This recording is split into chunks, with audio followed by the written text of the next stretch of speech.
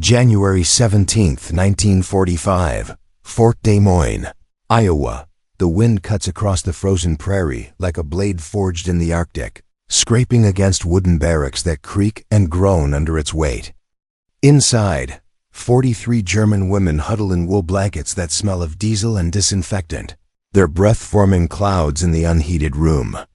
They are Helferin and auxiliary personnel of the Wehrmacht, captured during the final collapse of the Western Front. Some served as radio operators, others as clerks, nurses, translators. All of them had believed, until 6 weeks ago, that they were citizens of the Thousand-Year Reich. Now they are prisoners of war on American soil.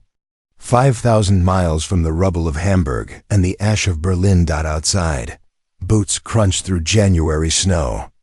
The door swings open without ceremony. A young American sergeant, no older than 23, fills the doorway. His uniform is pressed, his face clean-shaven. His expression neither cruel nor kind, merely administrative. "Line up outside," he says in rough, heavily accented German. "Alle Nachdraugen, sofort." The women freeze. For a suspended instant, the only sound is wind pushing through gaps in the barracks walls. Then comes the whisper, a single word passed from one woman to the next like a contagion. Erschiegung, execution. They had been warned. In the final months of the war, as the Reich's propaganda machine churned out its last desperate narratives, German soldiers and auxiliaries were told stories about American brutality. The Rheinwiesenlager camp's open-air detention sites along the Rhine had not yet entered their nightmares, but other stories had. Tales of summary executions, of prisoners forced to dig their own graves, of American soldiers drunk on vengeance. Goebbels' Ministry of Propaganda had done its work well. Even as the Wehrmacht crumbled, even as the Luftwaffe's planes fell silent, the last weapon Germany possessed was fear. And so the women rise slowly, reluctantly, as though standing itself is an act of surrender.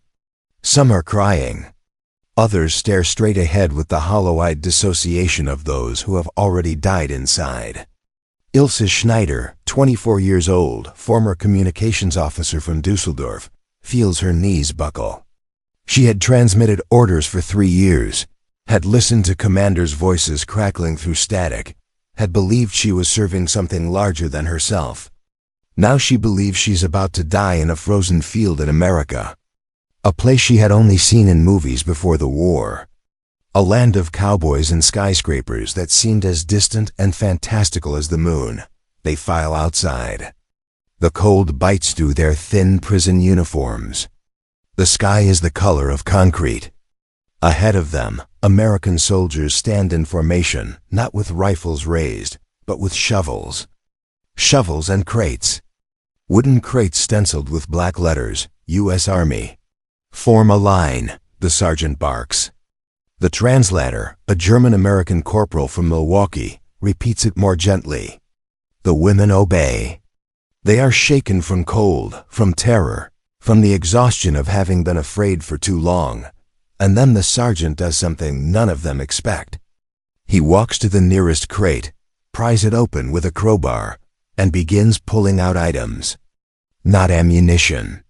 Not tools, food. He pulls out cans of condensed milk, tins of Spam, bars of chocolate wrapped in waxed paper, packages of cigarettes, bars of soap. He sets them on a wooden table that 2 soldiers have carried out into the snow. Then he steps back. "You will each take one of everything," the translator says. 1 tin, 1 bar of chocolate, 1 bar of soap, 1 package of cigarettes. Form a line and take your ration. Silence. The women stare. Some of them laugh a sharp, hysterical sound that cracks like ice. Others weep openly now, but not from fear. From confusion. From the sudden, disorienting vertigo of a world that has inverted itself. Ilse Schneider takes her ration with trembling hands. The chocolate bar is heavy, dense, wrapped in foil and paper printed with English words she doesn't understand. She holds it like a grenade. For 3 years, chocolate had been a memory in Germany. Sugar had been rationed since 1939. By 1943, even ersatz coffee made from roasted acorns and barley had become a luxury. The blockade, the bombings, the collapse of supply lines. Germany had been starving itself for victory. And victory had never come. Now, in an Iowa winter, surrounded by American soldiers, she holds more food in her hands than she had seen in a month. To understand what happened that January morning, to grasp the full weight of the moment, one must first understand what these women had left behind. Germany in 1945 was a necropolis. The Allied bombing campaigns, beginning with the WWII's area bombardments in 1942 and escalating with the USAAF's daylight precision strikes, had reduced German cities to skeletal ruins. Hamburg had burned in a firestorm that killed 42,000 civilians in a single week. Dresden, Cologne, Berlin, each had become a topography of ash.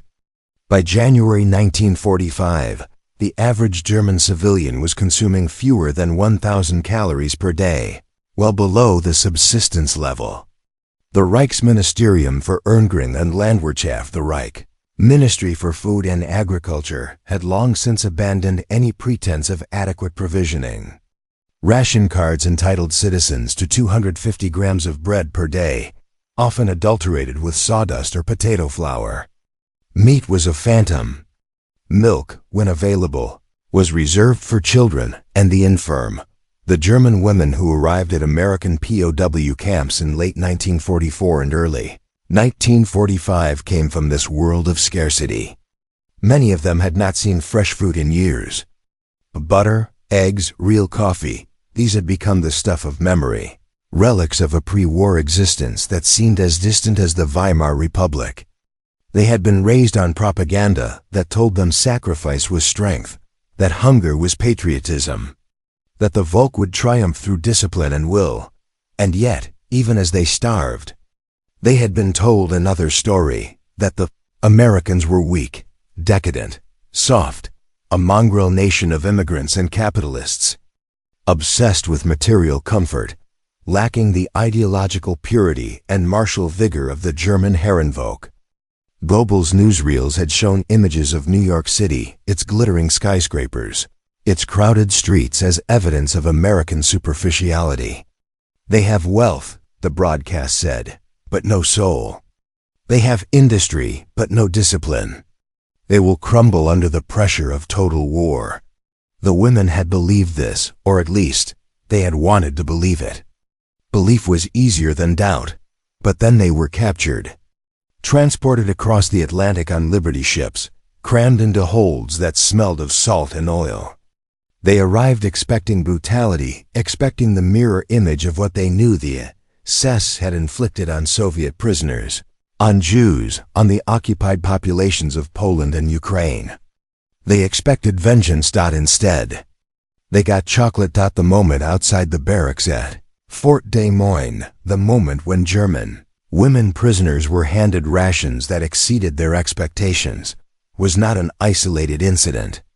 It was part of a broader pattern, a systematic policy that emerged from the intersection of American pragmatism, international law, and a peculiar ideological confidence. The United States had signed the Geneva Convention of 1929, which established minimum standards for the treatment of prisoners of war.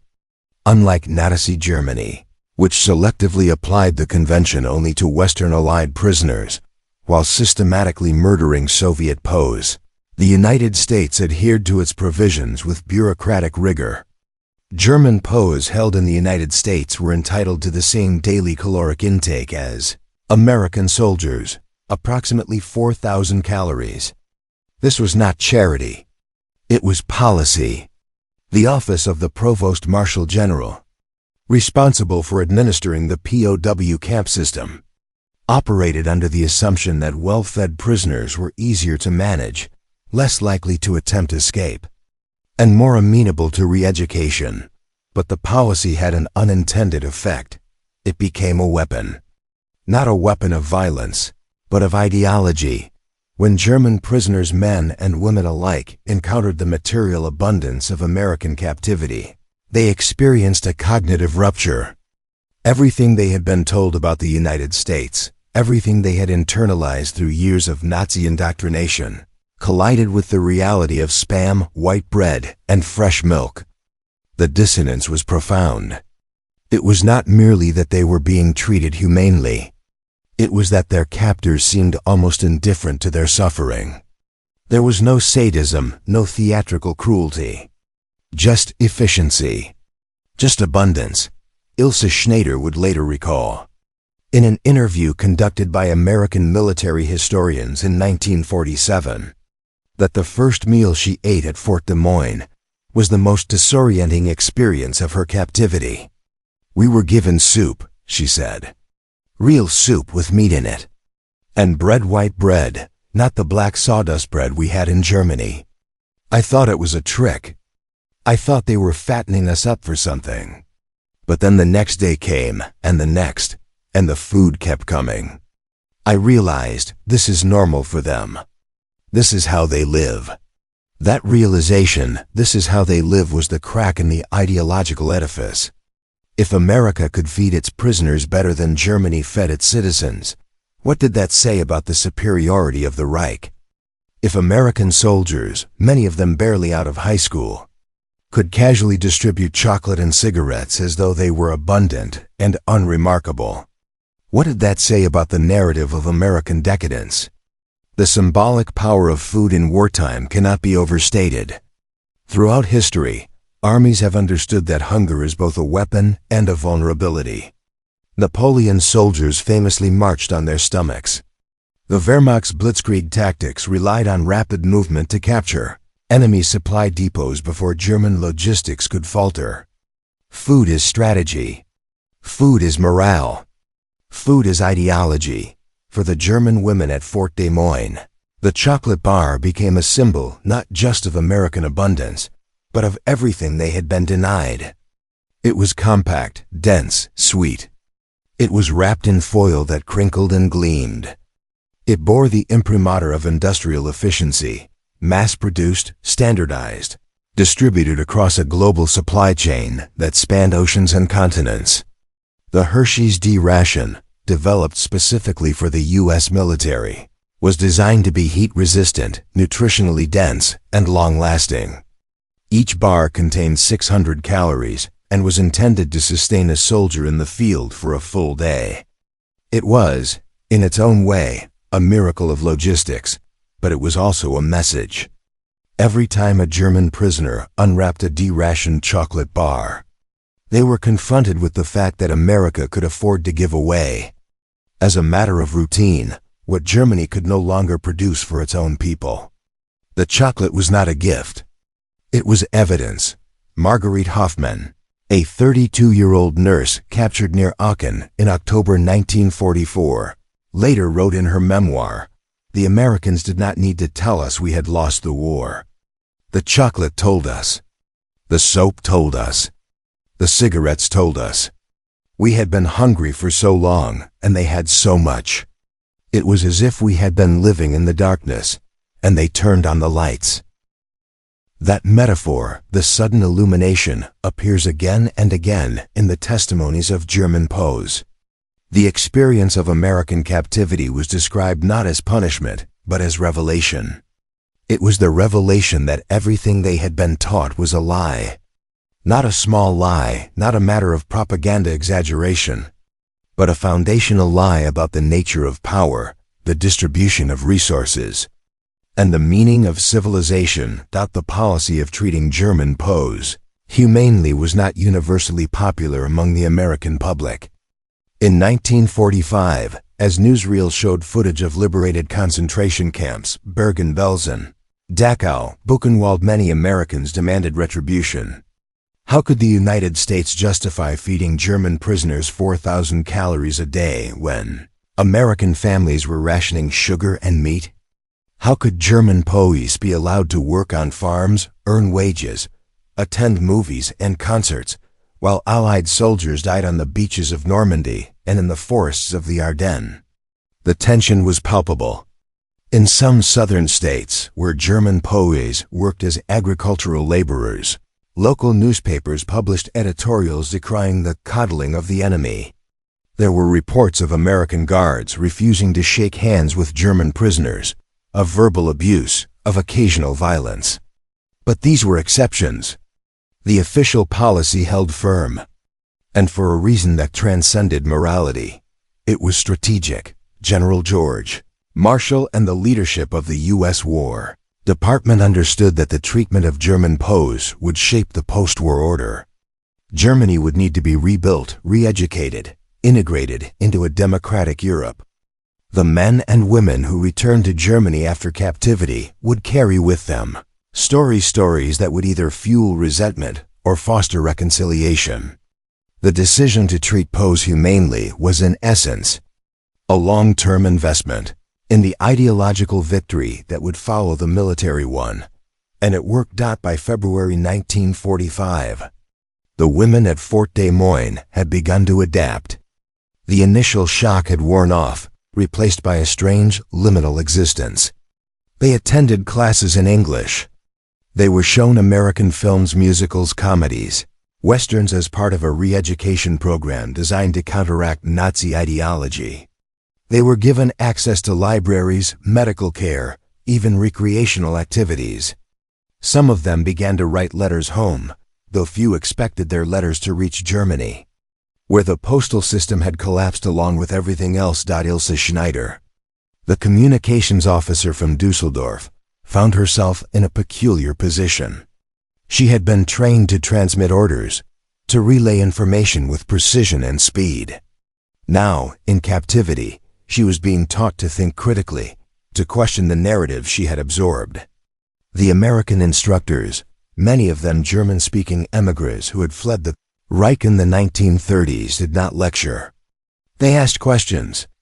Why did Germany invade Poland? What did you know about the camps? Do you believe the war was just? At first, Ilse resisted. She had been a loyal servant of the Reich, had believed in the righteousness of Germany's cause. But the questions gnawed at her. And the food kept coming. Every day, 3 meals. Real meals. Meat, vegetables, bread, butter, dessert, coffee, real coffee. Not the roasted grain substitute she had drunk in Germany. The abundance was relentless, inescapable. It was impossible to reconcile the image of a decadent, collapsing America with the material reality of the camp. One evening, she sat in the mess hall with a group of other prisoners.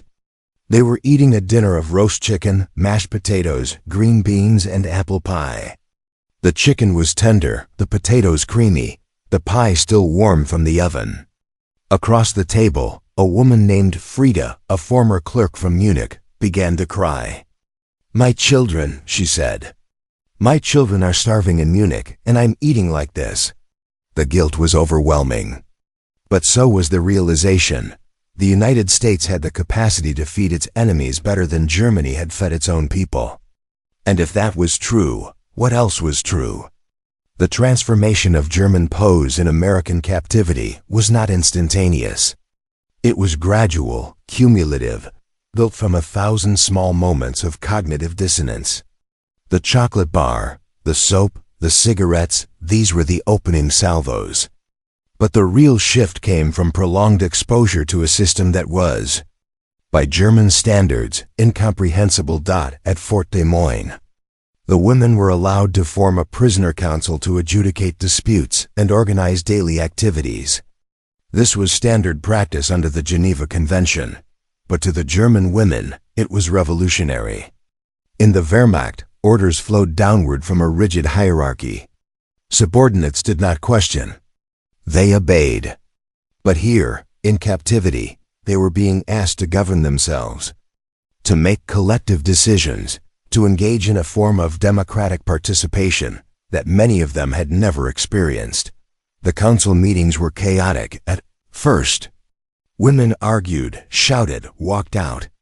But over time, a process emerged. Votes were taken. Compromises were made. Leaders arose not through rank, but through persuasion and consensus. It was in miniature, a lesson in democracy, one that no lecture or film could have provided.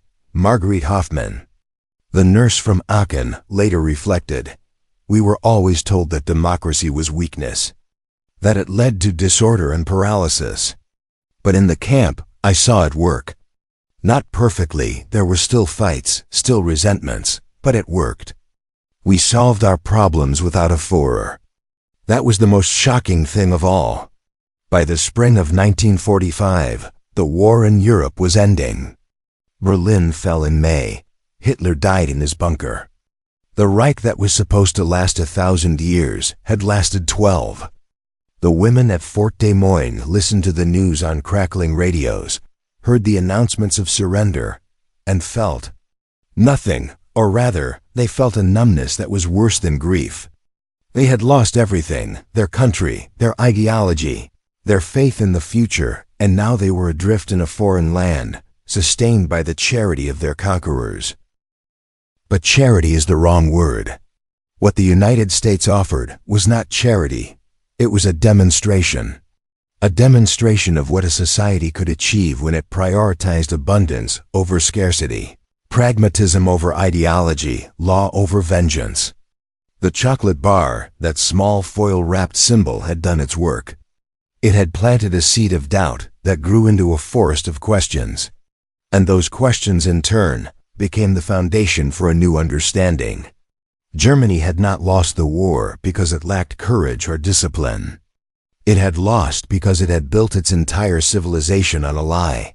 The lie that power came from purity, that strength came from exclusion, that greatness required the subjugation of others. America, for all its flaws, and there were many, had built its civilization on a different premise, that abundance was possible, that cooperation was strength, that a diverse, messy, imperfect democracy could outproduce and outlast any totalitarian state.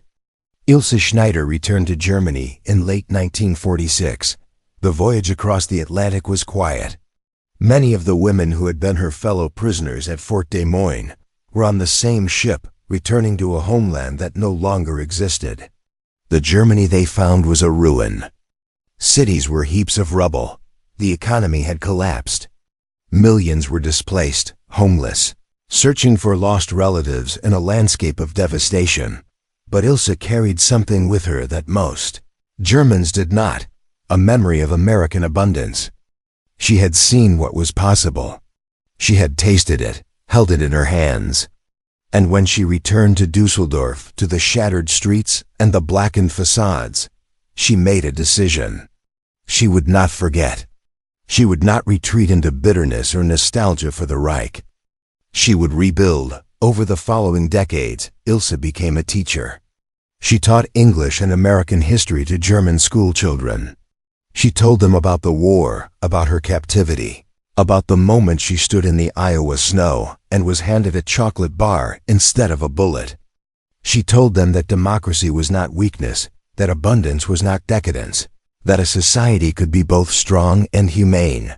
She kept the wrapper from that first chocolate bar. It was creased and faded, the English words barely legible. But she kept it, pressed between the pages of a book, a relic of the day her world inverted. The story of the German women POWs at Fort Des Moines is not widely known.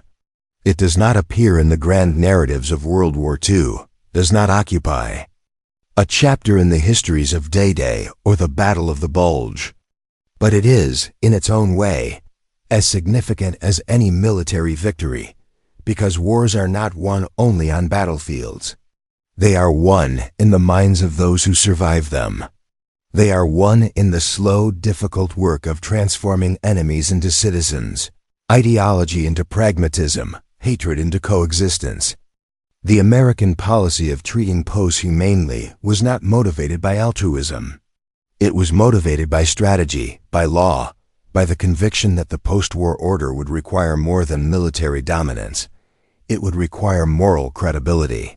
And that credibility was built, one ration at a time, in camps scattered across the American heartland, places like Fort Des Moines, where the simple act of handing a starving woman a bar of chocolate became an argument more powerful than any propaganda.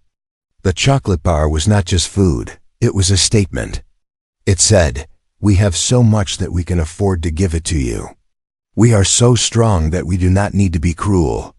We are so confident in our system that we will let you see it, experience it, and judge for yourself." And the judgment for many of those women was clear. There is a photograph taken at Fort Des Moines in March 1945 that captures the strangeness of that moment. It shows a group of German women prisoners standing in front of a barracks, smiling tentatively at the camera. They are wearing clean uniforms, their hair neatly combed. In the foreground, an American soldier, a young corporal from Pennsylvania, holds up a crate of oranges. Oranges, fresh oranges, shipped from California, distributed to prisoners in the middle of an Iowa winter. The photograph is not staged. It is a routine documentation of camp life, one of thousands taken by Army Signal Corps photographers. But it encapsulates something essential: the collision of two worlds, two systems, two visions of what civilization could be. For the women in that photograph, the oranges were as unreal as anything they had ever seen. They had grown up in a Germany that prized austerity, that valorized sacrifice, that equated hardship with virtue. And now they were being offered fruit-bright, fragrant, impossible fruit by soldiers who seemed almost bored by the abundance. One of the women in the photograph is Ilse Schneider. She is 25 years old, her face still bearing the gauntness of wartime hunger.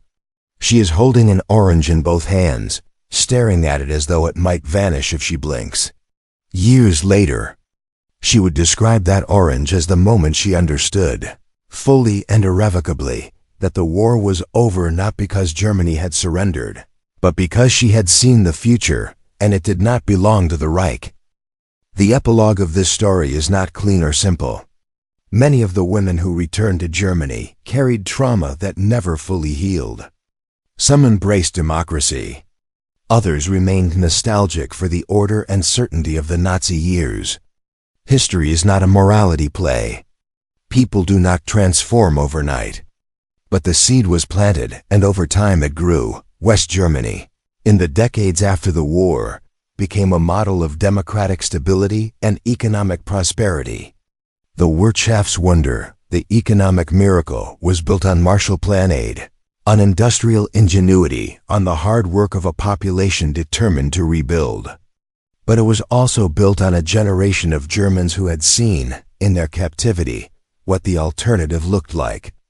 They had tasted American abundance, had lived under American law, had participated in democratic governance, and had carried those experiences home.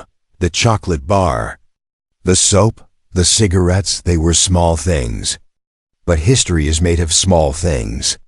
It is made of the accumulation of choices, of policies, of moments when power is exercised not through violence, but through generosity. Not through cruelty, but through law. And so the story of the German women POWs at Fort Des Moines is, in the end, a story about the long, slow work of winning peace. It is a story about the power of abundance to disarm ideology, about the capacity of institutions to outlast hatred, about the quiet victory of a system that could afford to be humane because it was strong enough not to fear its enemies. Ilse Schneider died in 2003, at the age of 83. In her later years, she gave interviews to historians, spoke at schools, shared her story with anyone who would listen. She never forgot the moment she stood in the Iowa snow, terrified and trembling, and was handed a bar of chocolate instead of a bullet. It was, she said, the moment she stopped being a soldier of the Reich and began, slowly, painfully, to become something else, a citizen, a teacher, a witness. The wrapper from that first chocolate bar, the one she kept pressed in a book for nearly 60 years, was donated to a museum in Berlin.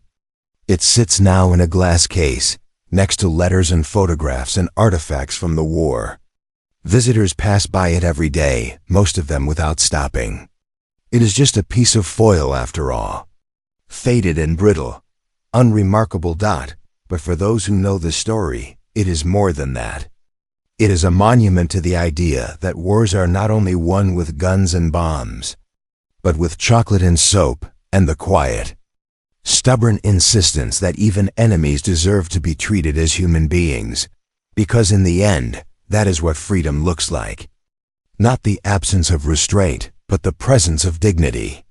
Not the triumph of the strong over the weak, but the creation of a system where strength is measured by the capacity to be generous, to be just, to build a world where no one has to stand in the snow, trembling, waiting for a bullet that never comes.